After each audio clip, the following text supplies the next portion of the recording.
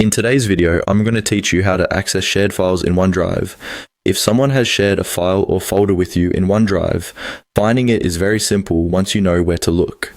This is especially helpful if you work with a team, collaborate on documents, or receive files from someone else and want to access them quickly without searching through your entire account. To begin, make sure you are signed into your OneDrive account. Once you're on the main OneDrive screen, take a look at the menu on the left-hand side. This sidebar is where you can move between the different areas of your OneDrive, such as your personal files, recent items, and shared content. From that left sidebar, click on Shared.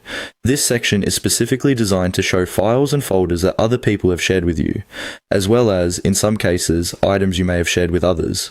If you're trying to open something that was sent to you by a coworker, classmate, or collaborator, this is the fastest place to check.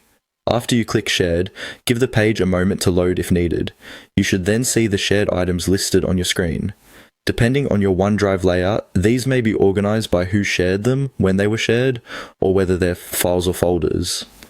If you have a lot of shared content, take a moment to scan the list carefully so you can find the exact item you need.